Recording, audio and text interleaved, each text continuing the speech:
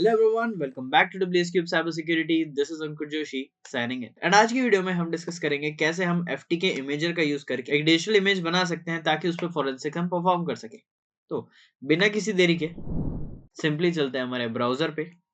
यहाँ पर आपको लिखना है FTK imager and enter. FTK imager पहले लिंक पे जाना है, ये ब्राउजर लोड होगा एंड आपको FTK इमेजर को डाउनलोड कर लेना है। यहाँ पर मैं डाउनलोड कर रहा हूँ इस प्रोडक्ट को, आप देख सकते हैं यहाँ पे ये डाउनलोड हो रहा है। ठीक है, आपको ये फिल आउट करना पड़ेगा। हम सिंपली टेम्प मेल का यूज करके इस चीजों को फिल अप कर देंगे, और अगर नहीं होता है स्टिल हमारे पास दूसरे रिसोर्सेज है, वहां से ये चीज डाउनलोड हो जाएगी, तो कहीं हमें प्रॉब्लम वाली बात नहीं आएगी। सिंपली एक बार हमारी टेम्प मेल ओपन हो जाए, कॉपी करेंगे, यहाँ पर पेस्ट करेंगे। यहाँ पर ये चीजें नहीं है तो हम एक काम करता है, रैंडम डिटेल्स फिल अप कर देता है ताकि हमें कहीं प्रॉब्लम ना आए।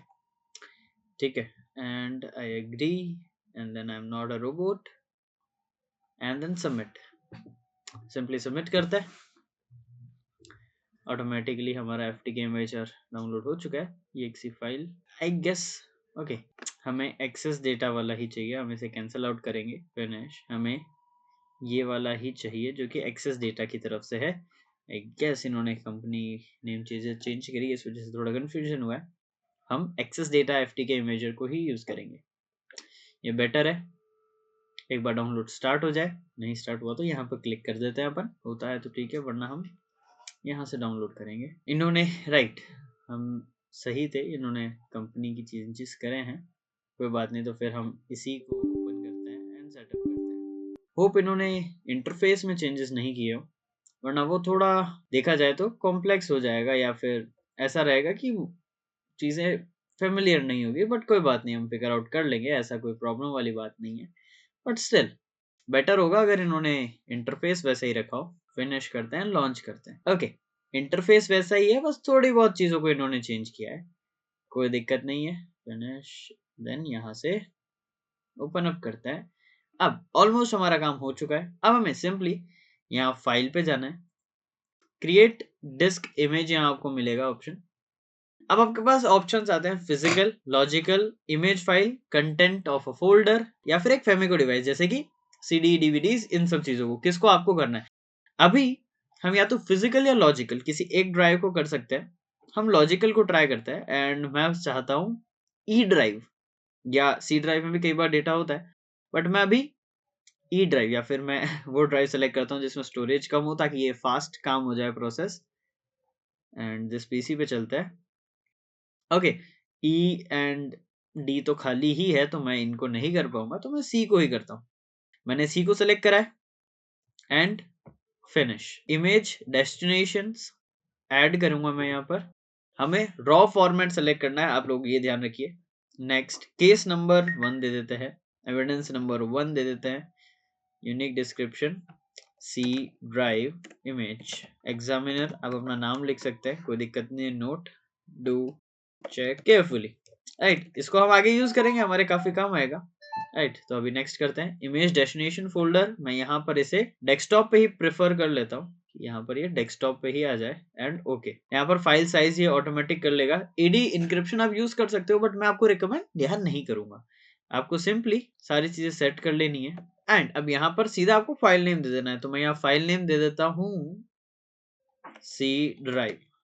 ठीक है, सिंपली मैं इतना नाम देके फिनिश कर दूं। Okay, can not be the disk being image. ठीक है, क्योंकि ऑब्वियसली हम C को ही कर रहे हैं इमेज में कन्वर्ट, तो C की कोई डेस्टिनेशन नहीं होनी चाहिए, और हमारा डेस्कटॉप C के अंदर ही है।